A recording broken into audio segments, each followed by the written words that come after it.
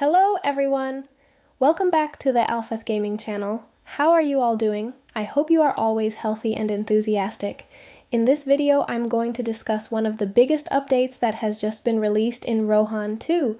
For you loyal players, this update is really not to be missed because there are so many new contents that can make your gaming experience even more exciting, starting from a new map, fresh features, to races and classes that are completely different from before. Basically, I'm going to discuss it in detail so you won't miss any important information.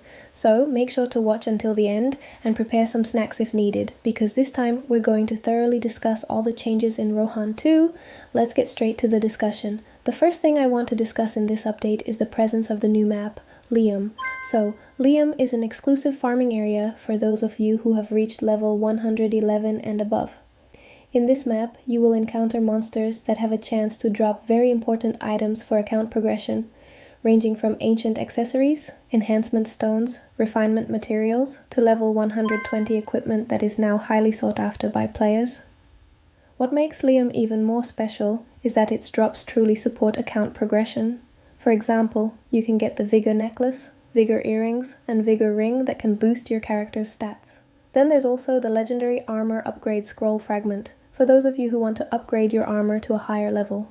In addition, materials such as Ancient Skill Enhancement Stone and Option Stone Ore are also available here, which will definitely be very useful for the crafting and skill upgrade process. For equipment, now you can start hunting for level 120 gear like Starlight Regalia, which has stats that are clearly higher than the previous gear. There are still drops of the Imperial Topaz necklace for level 110, which is also quite sought after.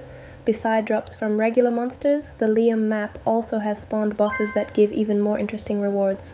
So for those of you who love a challenge, you absolutely have to try fighting these bosses with your party or guild members. Some examples of rewards you can get from bosses in Liom include Vigor necklace, Vigor earrings, Vigor ring, important accessories to improve character stats. Devoter High Priest's token, most likely this is a special token that can be used to claim certain rewards. Ancient Skill Enhancement Stone and Ancient Passive Skill Book, important materials to upgrade your skills to become stronger.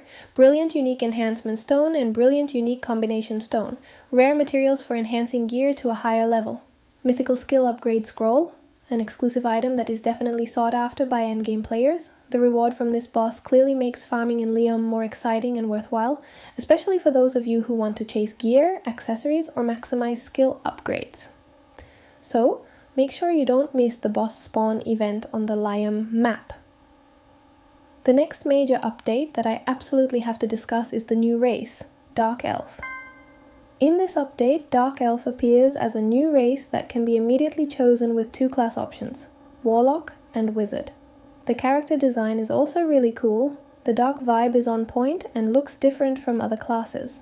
First, let's talk about the Warlock job. Okay guys, the Warlock is a specialist in debuffs and crowd control. Perfect for those of you who enjoy PvP or being a support in a party. Warlock will be the top choice for those of you who like to play tactically and lock down enemies with various debuffs. Second, there is the Wizard job. For those of you who prefer farming or hunting monsters, the Wizard is clearly the right choice. Job traits: magic, ranged, swift. If we observe and understand the skills of this Wizard, I can predict that the Dark Elf Wizard will become one of the most sought after jobs for farming after this update. But still, everything can change depending on future balancing. The conclusion I can draw is that the presence of Dark Elves makes Rohan 2 fresher and more varied, especially for endgame players who are looking for a new challenge. What do you think? Would you prefer to be a Warlock full of debuffs or a Wizard who excels at farming? Write your opinions in the comments section. Don't forget to support this channel by subscribing and turning on the notification bell so you won't miss any info and updates on Rohan 2. Okay guys, I'm signing off now, and see you again in the next video.